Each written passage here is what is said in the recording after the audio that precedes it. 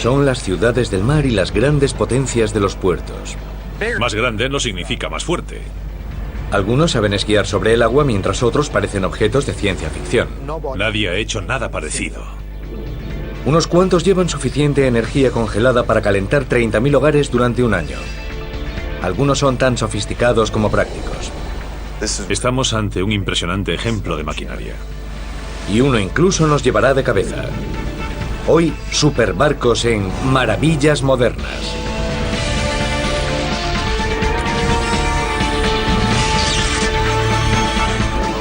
Maravillas Modernas, superbarcos. ¿Qué significa ser super?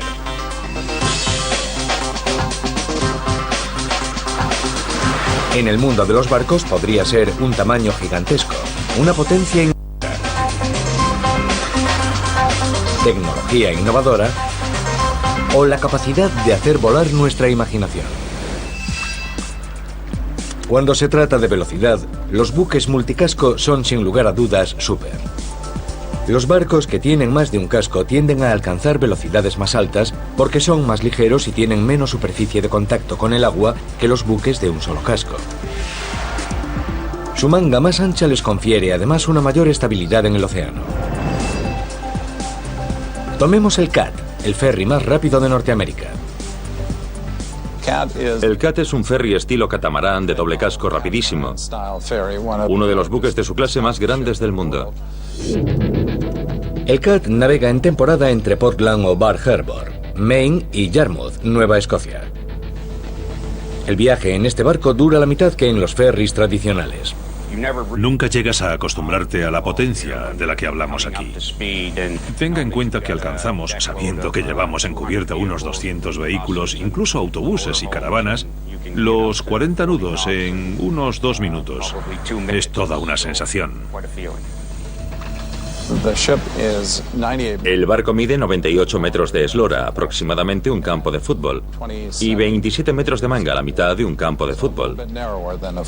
Transporta 220 coches, más o menos, y más de 900 pasajeros.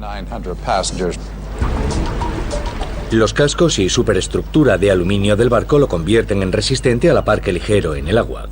Esa es la idea en este tipo de barcos, que sean ligeros pero que tengan mucha potencia. Más de 38.000 caballos de potencia rugen desde los 4 motores ligeros de alta velocidad y turbocargados del CAT, que se encuentran en los 2 estrechos cascos del buque. La zona en la que estamos apenas mide 4 metros de ancho y es la parte más ancha del casco, así que eso nos da una idea de lo pequeño que es en el agua. La profundidad máxima es de 3,4 metros. La mayoría de los barcos miden aproximadamente 12, 13, 14 metros, algunos 18, así que esto no es mucho. Cuando se encuentran con una ola, estos finos cascos la atraviesan en lugar de pasarla por encima. Esta tendencia ayuda a estabilizar el barco y a mantenerlo nivelado en el agua. Aunque el diseño da una mejor hidrodinámica al barco, son los motores quienes tienen que impulsarlo por el Golfo de Maine. Desde el puente, la tripulación monitoriza y controla los motores y sus propulsores correspondientes. Es el mismo principio de una moto acuática, solo que a mucha mayor escala, con mucha más potencia. El agua entra a través de una admisión y pasa por un impulsor, y después a través de un estator que elimina las turbulencias del agua y la hace salir por la boquilla posterior. Eso proporciona el impulso que mueve el barco. A máxima velocidad, los 4 propulsores expulsan agua a unos 18 metros cúbicos por segundo.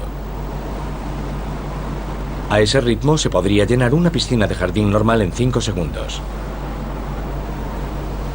Los potentes chorros de agua no solo impulsan, sino que también dirigen este superbarco. Cualquier desplazamiento lateral o giro se hace usando los propulsores, colocando en ángulo las boquillas en la dirección que queremos.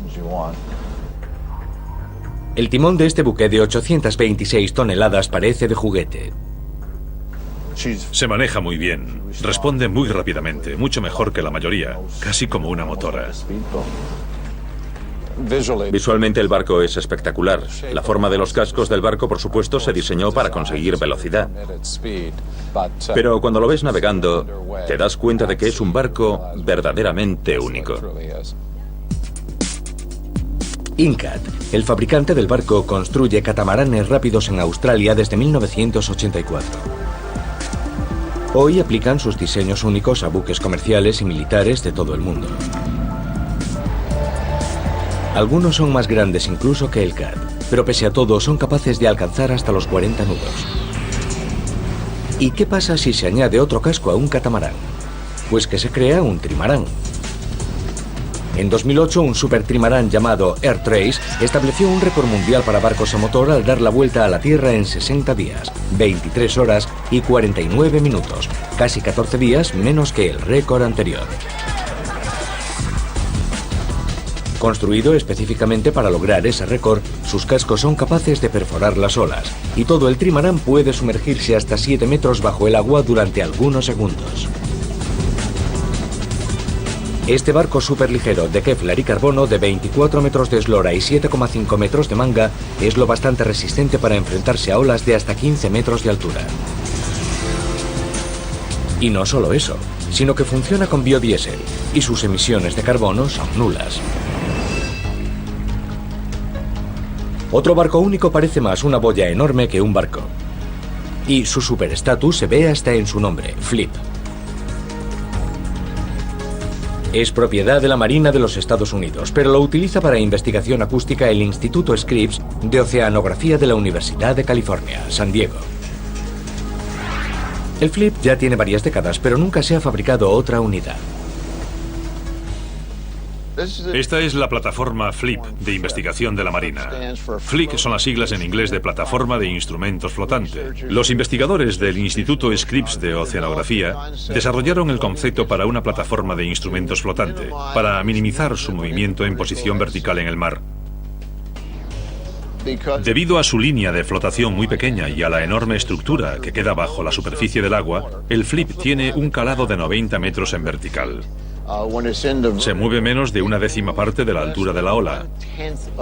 Permanece perfectamente inmóvil en el océano y no está sometido a los mismos movimientos que un buque convencional. Por lo tanto, para estudios acústicos, es una plataforma muy valiosa.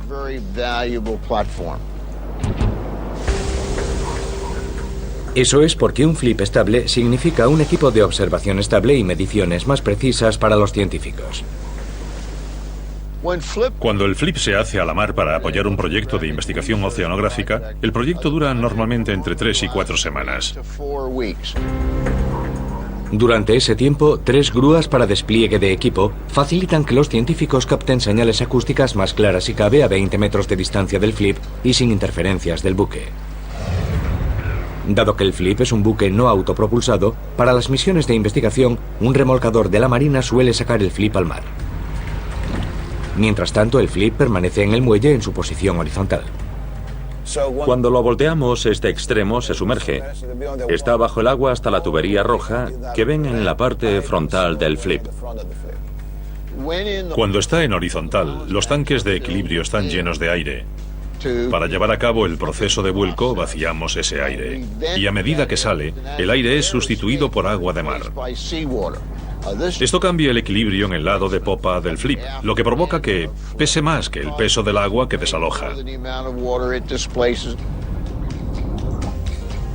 Los 17 metros que quedan sobre la superficie, por supuesto, son la zona habitada, donde la tripulación y el equipo científico hacen su trabajo. Durante los 27 minutos aproximadamente de transición, todo el mundo está fuera, en cubierta. A las personas que salen con nosotros muchas veces les gusta tumbarse en cubierta en horizontal. Y cuando el flip se pone en vertical se encuentran con que ellos también están en vertical.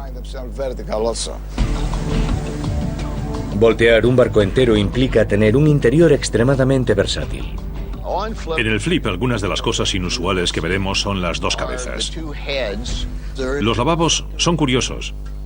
Hay una cómoda que gira 90 grados para poder utilizarla. Y la ducha. La ducha de esta cabeza, por supuesto, es solo para las operaciones verticales. Todavía no hemos aprendido a dar la vuelta a una ducha. Incluso los motores que proporcionan electricidad al barco son libres de moverse.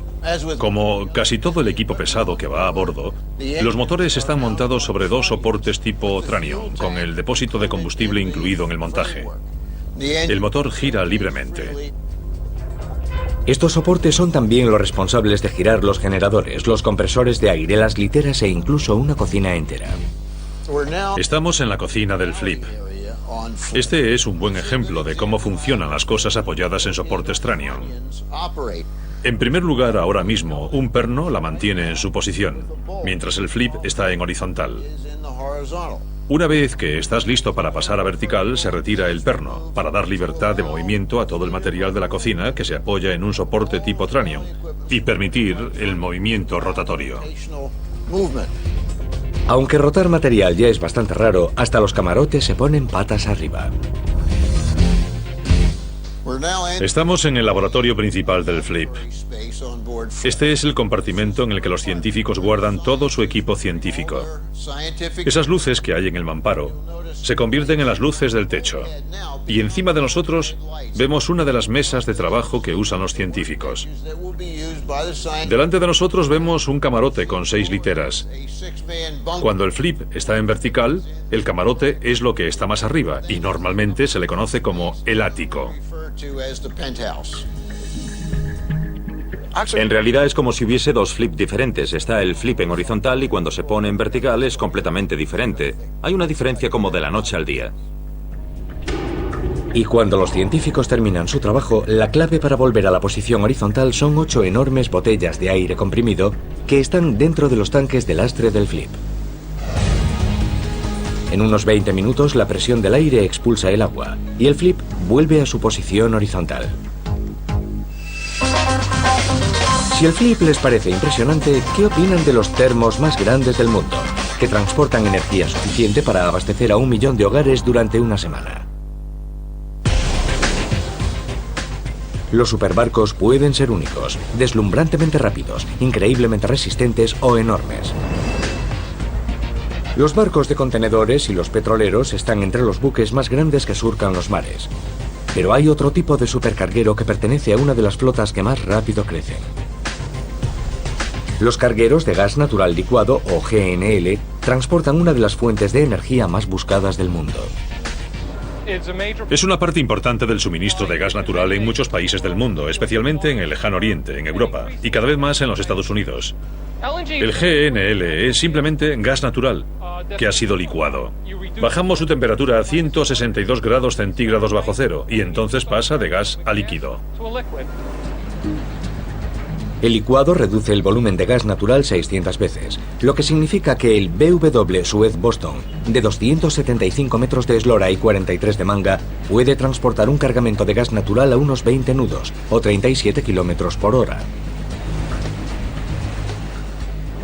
Este barco lleva 138.000 metros cúbicos de GNL. Eso significa gas suficiente para calentar 30.000 hogares durante todo un año, o lo que es lo mismo, energía para 1 millón de hogares durante una semana. El gas natural en estado líquido no es inflamable ni explosivo. Aunque al licuarlo el gas natural combustible se estabiliza, la posibilidad de una fuga o, en el peor de los casos, de un ataque terrorista a un barco genera cierta preocupación. En caso de que un avión o cohete perforase uno de los tanques del barco, el GNL no ardería ni explotaría como una bomba, sino que se liberaría y se convertiría en gas. Si se produjese su combustión, probablemente afectaría solo al área próxima del barco.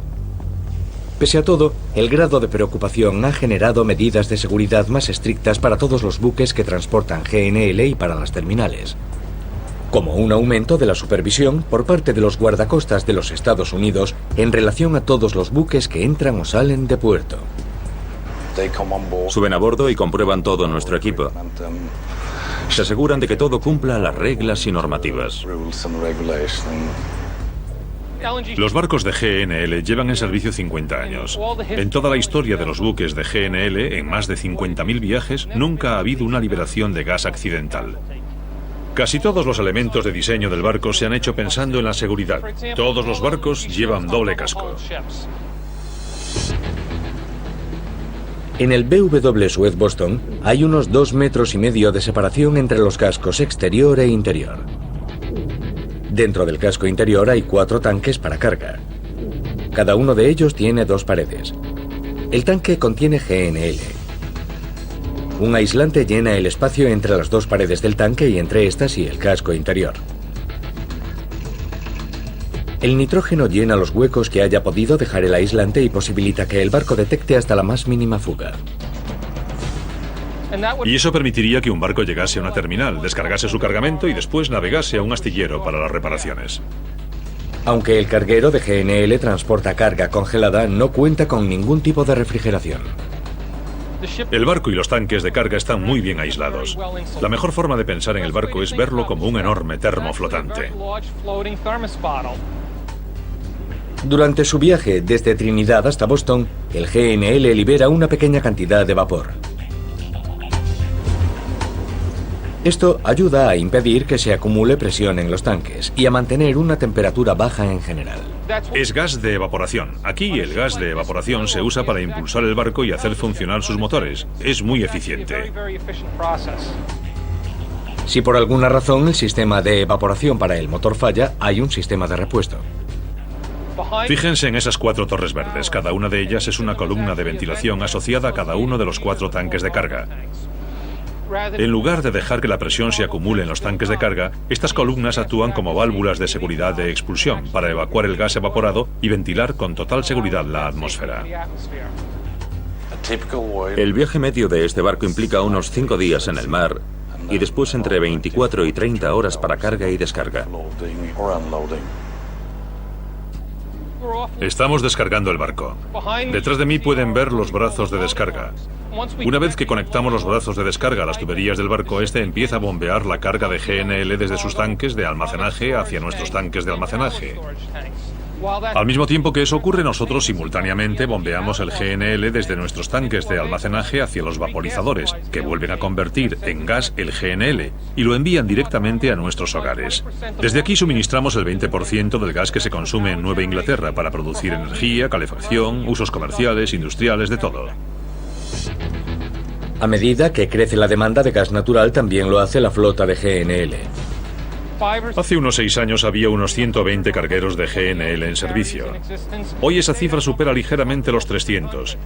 Y a medida que avancemos hacia el futuro, la industria seguirá creciendo. Mientras tanto, ¿cómo maniobra con seguridad un mega carguero de GNL para atracar o desatracar de puerto? Pues con remolcadores superpotentes. Puede que sean pequeños comparados con los grandes cargueros, pero compensan su tamaño con potencia. Aunque los remolcadores hacen su trabajo desde hace casi 200 años, no fue hasta la década de los 20, con la aparición de los motores diésel, cuando los remolcadores se convirtieron en las máquinas potentes que son hoy en día. La producción en serie del motor diésel cambió el mundo de los remolcadores. Era una unidad de propulsión más ligera que permitió a los remolcadores tener lo que nosotros llamamos piernas, es decir, capacidad para trabajar a mayor distancia. Otra aportación a los remolcadores en 1920 fueron los parachoques de neumáticos de goma. Hoy los remolcadores siguen usando neumáticos reciclados de aviones y camiones.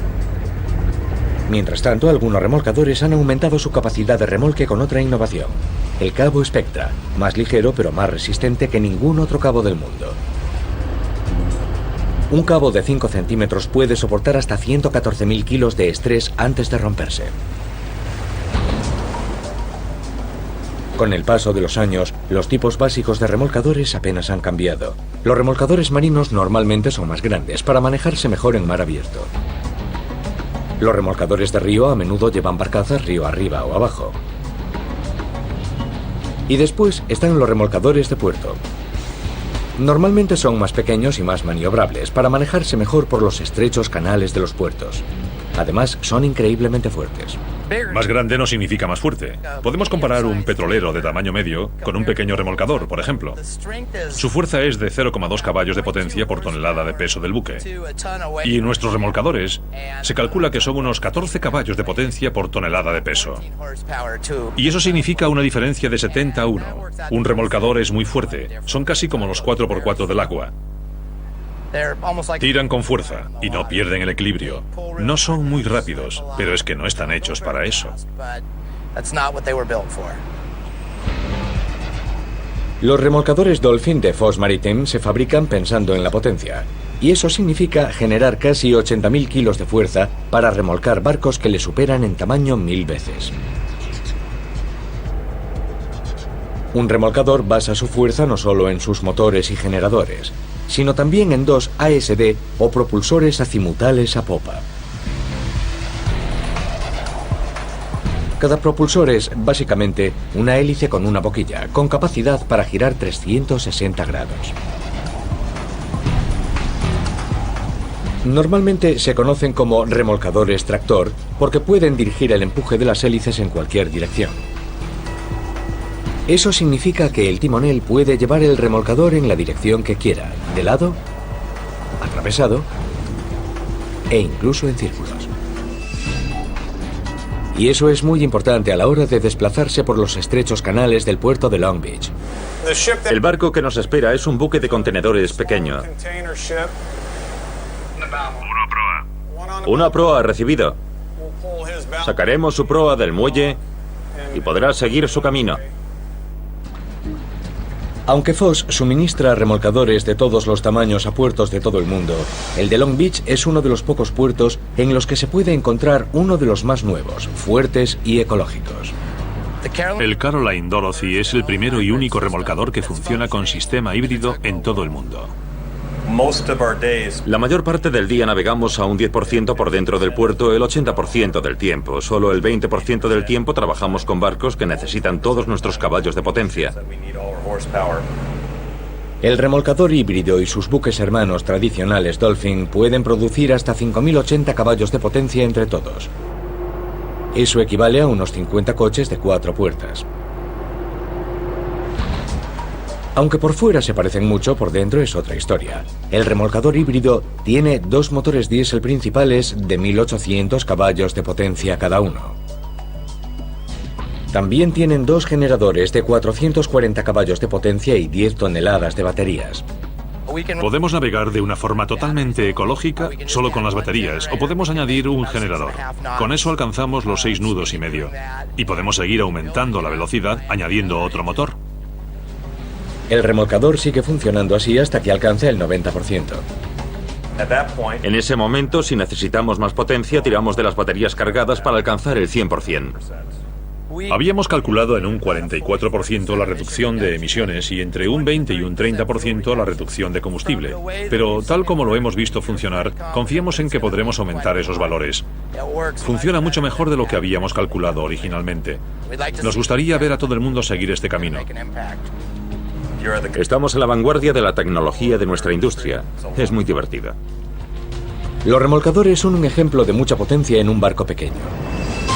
Pero hace falta un barco de proporciones supertitánicas para acomodar a más de 4.000 personas.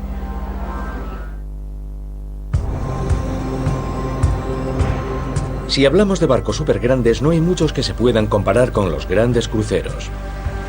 Y en un océano de estos gigantes, la clase Freedom de Royal Caribbean destaca por encima de todos.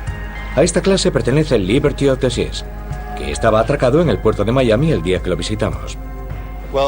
El tamaño del Liberty of the Seas es realmente impresionante. Desplaza unas increíbles 160.000 toneladas. Mide más de 335 metros de eslora, se eleva 63 metros sobre la superficie del agua y mide 56 metros de manga. Este poderoso buque es 3 veces más pesado que el histórico coloso del océano, el Titanic. Y es 27 metros más ancho, 21 metros más alto y más de 60 metros más largo. ¿Y cómo lleva el Liberty of the Seas la comparación con el Mayflower?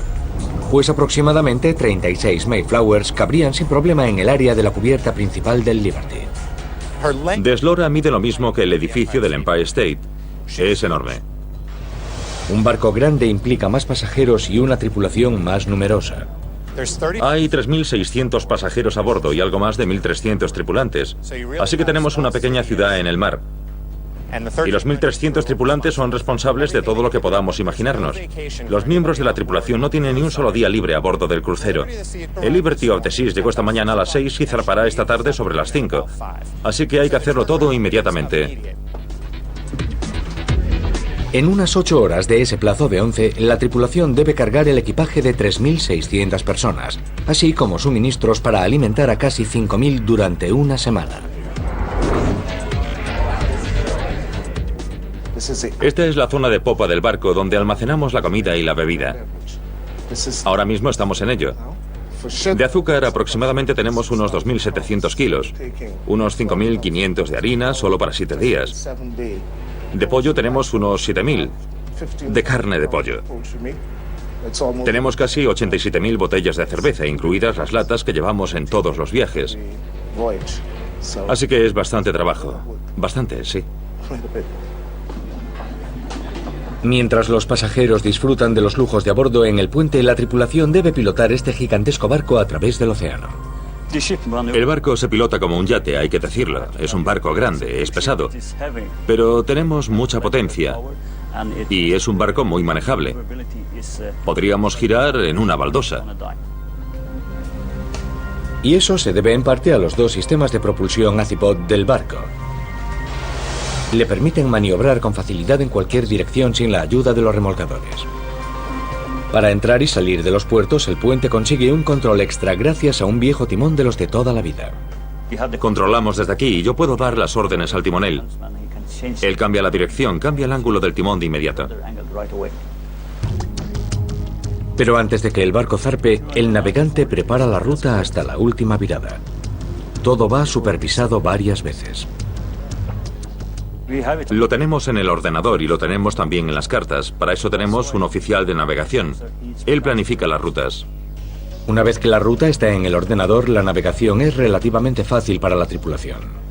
Cuando navegamos entre puertos, la mayoría del tiempo vamos en piloto automático. Así que el timón es automático. En el océano, esta ciudad flotante puede alcanzar una velocidad de crucero de aproximadamente 22 nudos o 40 kilómetros por hora. Está bien, se puede hacer esquí acuático detrás si quieres. Para que este crucero pueda navegar, necesita un impresionante sistema eléctrico diésel. 6 motores y generadores suministran hasta 105.000 caballos de potencia para la propulsión del barco y hasta 75 kilovatios de electricidad para hacer funcionar el resto del buque. Los mismos motores producen energía para todo el barco y para el motor que lo impulsa. Digamos que cuando tienes a 5.000 personas a bordo, estás ante una pequeña ciudad. Y tenemos la misma central de energía que encontraríamos en tierra para una ciudad así. Desde la sala de máquinas, la tripulación supervisa todo el equipo técnico del barco, además de su impresionante red de abastecimiento de aguas. La mayoría del agua que tenemos, que bebemos y que usamos para las piscinas, las duchas, etc., se produce aquí, a bordo. 2 denominados evaporadores, 2 sistemas de ósmosis inversa, convierten más de 2.600 metros cúbicos de agua salada en agua dulce cada día. Así que podemos subsistir sin el agua dulce de tierra. Parte de ese agua dulce va a las 3 piscinas del barco, a sus 6 jacuzzis, a un pequeño parque acuático, a un simulador de surf llamado Flow Rider y a una pista de patinaje sobre hielo. ¿Prefieren no mojarse? Pues este gigantesco barco cuenta también con numerosos restaurantes, pista de baloncesto, campo de minigolf y una pared de escalada. En el centro del barco y ocupando casi un tercio de su longitud, hay un enorme atrio bautizado como Paseo Real. Es tan enorme y tan abierto que sientes realmente que estás caminando por la calle de una ciudad. Y los camarotes dan a esa calle. Aunque los buques construidos con la comodidad de los pasajeros en mente navegan desde principios del siglo XIX, la industria moderna de los cruceros no nació hasta la década de 1950. Y coincidió con el boom de la aviación a reacción. Al mismo tiempo que los viajeros escogían aviones más grandes y más rápidos para llegar de un punto A a un punto B, la travesía se volvió más importante que el destino. Royal Caribbean se fundó en 1968 y ha ido perfeccionando sus barcos, que han duplicado su tamaño cada 10 años. Hacer a la mar cruceros de este tamaño implica al menos 2 años de planificación y diseño, y otros 2 años de construcción. Los buques de la clase Freedom de Royal Caribbean puede que sean super, pero pronto compartirán el océano con una clase mayor todavía que transportará hasta 5.400 pasajeros. El Oasis of the Seas y su buque gemelo, el Allure of the Seas, desplazarán unas 220.000 toneladas, o sea que es la primera vez que superaremos la marca de las 200.000 toneladas. Los cruceros tamaño XXL son impresionantes, pero no tienen capacidad para hacer muchas de las cosas que puede hacer este buque de la marina más pequeño. Diferentes barcos tienen diferentes propósitos. Los buques de contenedores se especializan en transportar carga seca o refrigerada. Los petroleros en transportar combustible. Pero este buque multitarea hace ambas cosas. En la marina, ese es el papel del Cal Brasir. Este es el USNS Cal Brasir, llamado así en honor del primer buzo especialista negro de la Marina, que fue también el primer amputado que volvió al servicio activo. Es nuevo, acaba de salir de la fábrica. El Mando de Transporte Naval de la Marina de los Estados Unidos, el MSC, votó el Cal Brasir en septiembre de 2008. El barco está capitaneado y tripulado por 124 marineros civiles y cuenta con un departamento militar de 11 personas como apoyo adicional. La Marina ha entregado toda la logística, todo el equipamiento marítimo al Mando de Transporte Naval. Así que le suministramos toda la munición, combustible y comida que necesitan para hacer su trabajo. El buque forma parte también de la flota T-8 del Mando de Transporte Naval, sus buques de reaprovisionamiento más modernos y avanzados. Los T-8 que en general pueden abastecer a casi cualquier barco, ya sea de la Marina de los Estados Unidos, como un portaaviones, una fragata o un submarino, o un buque de una armada extranjera.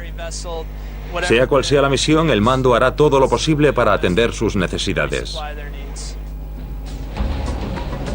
Transportar suministros es una cosa, pero si hay algo en lo que el Cal Brasir destaca, es en hacer la transferencia a otro buque. Si todo marcha según lo planeado, la operación se desarrolla casi como una sinfonía. Un reaprovisionamiento en movimiento implica trasladar la carga de un barco a otro, con los buques separados por unos 30 metros y navegando a una velocidad constante de unos 25 kilómetros por hora.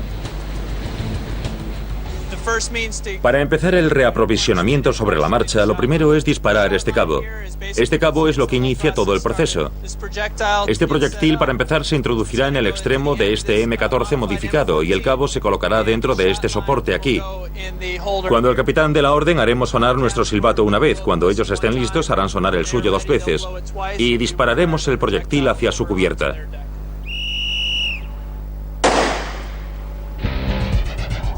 La tripulación ata el cabo a un pesado cabo mensajero trenzado, unido a un cable de alta tensión. Ellos tirarán del cable. Cuando nos lo indiquen, pondremos una cierta cantidad de tensión, normalmente unos 5.000 kilos de tensión en el cable, y resistirá sin problema. Esa es resistencia suficiente para aguantar hasta 3.900 kilos de carga o combustible a la vez. Para cargas más pequeñas, el barco también puede usar el helicóptero que lleva a bordo. Este gigante marino tiene 25.000 metros cúbicos de zona de carga, el equivalente a un campo de fútbol de casi 2 pisos de altura. Y significa que las 25 carretillas del Cal Brasir pueden manejar más de 2.500 palés de comida, suministros y municiones en cada viaje. Las municiones que transportamos incluyen muchos misiles, bombas, armas pequeñas. Llevamos cualquier cosa que explote de forma convencional. El Cal Brasir también transporta 3.800 metros cúbicos de combustible. Hay una proporción 70-30, un 70% es DFM y un 30% es JP5. El DFM es el combustible que suministramos a los buques de la Marina, con el que propulsan sus motores. El JP5 normalmente es el combustible que se usa para aviones, ya sean de ala fija o helicópteros. El buque puede bombear JP5 a un ritmo de 9.500 litros por minuto y de FM a 11.300 litros por minuto. Si un barco necesita más de FM, un buque T-Ake puede ofrecerle parte de su propio depósito de 4 millones de litros. Puede que sea impresionante cómo transfiere una carga, pero es la forma en que se maneja el Calbrasir lo que lo convierte en un superbarco de verdad. Este puente está diseñado para ser manejado por una sola persona. Todavía no lo manejamos así, pero está diseñado para eso. Podemos trazar el rumbo desde aquí hasta donde queramos ir. Y una vez que salgamos de puerto, encender el ordenador y que él nos guíe y haga los cambios de rumbo necesarios. Todo lo que necesito para gobernar el buque durante mi guardia lo tengo aquí. Y es muy diferente de todos los demás barcos en los que he navegado. Podríamos hacer todo lo que quisiéramos desde aquí, desde estas consolas. Hay 4 consolas similares colocadas a lo largo del barco. Yo tengo una de estas en mi camarote y despacho, así que puedo ver las mismas pantallas que desde aquí. La sala de máquinas también está súper automatizada. Ahora mismo estamos en el EOS, que son las siglas en inglés de Puesto de Operaciones de Ingeniería, y estamos controlando la sala de máquinas. Ahora mismo el generador diésel número 2 está conectado, y si quisiéramos encender otro solo tendríamos que apretar el botón y listo.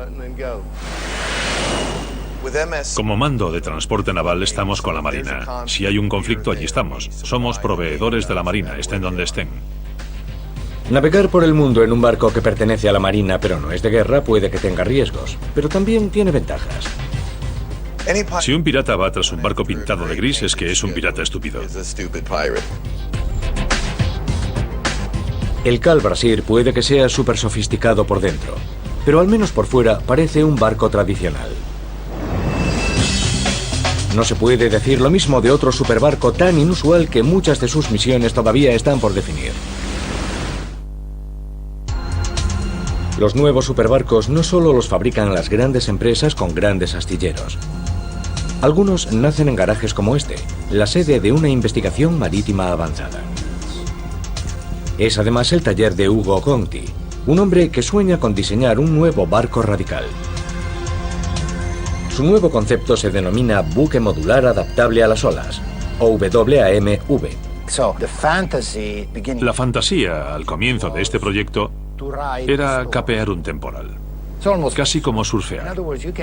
En otras palabras, puedes elegir en qué parte de la ola quieres ir. Bien, esta es la fantasía. Por supuesto, la realidad todavía no está aquí porque hay que desarrollar un montón de tecnología y básicamente para eso hace falta mucho dinero. Tras varios años de desarrollo y el apoyo de varios inversores, Ugo creó un prototipo de 30 metros llamado Proteus. En todo el mundo están fascinados porque ha nacido una nueva especie. Le llaman el barco araña. La clave de este barco araña es un diseño de catamarán con cascos y estructura flexibles y suspensión. Todo ello permite que el buque se adapte al agua en lugar de que el agua se adapte al buque. Hay una junta articulada en este arco delantero que permite que los dos cascos se muevan de forma semi-independiente el uno del otro cuando se encuentran con las olas. Y eso a su vez se traduce en una travesía mucho más estable para el centro de la estructura, aquí arriba, porque los cascos y los arcos pueden moverse, pero la estructura central está más estable con respecto a ellos y con respecto al movimiento del mar. Que el barco sea ligero ayuda a que cabalgue sobre las olas. Tenemos aluminio anodizado para la estructura central. Tenemos una tela de poliuretano para la parte hinchable, para los cascos, y el titanio para los muelles. El casco es hinchable, y la ventaja de eso es que es blando. Y que sea blando significa que absorbe las olas más pequeñas como un neumático, como el neumático de un coche. Para demostrar mejor la tecnología que está detrás del diseño del WAMV, Ugo prepara su última creación, una versión de 3,5 metros que se usará en misiones autónomas. Este tiene muelles. Y eso permitirá que cuando esta embarcación esté en el mar, entre las olas, reduzca el movimiento de la carga, que está aquí, encima. Estos son muelles y amortiguadores al mismo tiempo. Y este es otro tipo de muelle que hace el movimiento más fácil al principio y más difícil al final. Si tenemos una ola grande, esto, en lugar de meternos dentro de la ola y generar un montón de resistencia y que el barco se pare e incluso llegue a volcar como pasa con los catamaranes, esta pieza haría esto y se doblaría. Así que hacer esto tiene una gran ventaja. Si tienes un accidente o chocas contra algo, no le pasará nada a la cosa contra la que choques, ni a tu propio barco. El Proteus y su primo pequeño cuentan con un sistema de propulsión con bisagra detrás. Gracias a la bisagra puede hacer esto. O sea que la hélice o la toma de aire o lo que sea es libre para moverse y quedarse en el agua, aunque la embarcación se levante. Si esto fuese rígido, levantaríamos esto. Eso se saldría, perderíamos propulsión y no sería nada bueno. Aunque el WAMV más pequeño tendrá un compartimiento informatizado encima, Hugo ha construido el Proteus mayor para que tenga un módulo extraíble que puede cambiarse para los diferentes usos. Si estás haciendo, por ejemplo, algo científico, puedes necesitar un módulo que sea un laboratorio químico, o un módulo laboratorio biológico, o una plataforma para buceadores. Con múltiples módulos, un buque como el Proteus tiene múltiples usos potenciales. Una de las cosas más interesantes es que tienes una grúa pórtico. Una grúa pórtico en el agua. Puede pasar por encima de la gente para hacer un rescate, por ejemplo, y recoger a la persona como un helicóptero, con la ventaja de que puede permanecer en el mar durante mucho más tiempo y adentrarse más, porque el helicóptero tiene una autonomía de vuelo limitada. El otro aspecto es el de la investigación en reservas marinas. Las reservas marinas suelen estar en lugares muy delicados. La idea es contar con un barco que no tenga demasiado impacto ecológico. Un barco que pueda hacer cosas que, por ejemplo, otros barcos no pueden hacer. Sería bonito ver estos barcos construidos en diferentes tamaños. Bueno, esa es mi visión para el futuro. El WAMV es solo uno de los numerosos nuevos diseños de buques revolucionarios. Tal vez no pueda considerarse un barco, pero este pequeño hovercraft sin pretensiones desde luego es súper. A una velocidad baja, el hovercraft del Universal, bautizado como Hovering, se desliza por el río. Pero si lo revolucionamos a 90 km por hora, veremos cómo se eleva hasta 3 metros del agua. No está mal para una embarcación que solo costará entre $10.000 y $14.000. Pero por ese precio tendremos que montarlo nosotros. Esta embarcación de 6 metros de eslora actualmente solo puede llevar entre 2 y 6 personas. Pero si aumenta de tamaño, es un candidato a superbarco del futuro. En las antípodas, una empresa australiana está poniendo unas alas diferentes a las embarcaciones. La empresa Solar Sailor está empezando a usar velas solares para producir potencia marítima híbrida para su ferry de 100 pasajeros. La energía solar puede suministrar el 100% de la energía que necesita la embarcación a 5 nudos, o un 20% a 10 nudos. El siguiente paso es fabricar velas solares para barcos de todas las formas y tamaños. Y si eso ocurre, nuestros barcos más espectaculares serán todavía más súper y eficientes.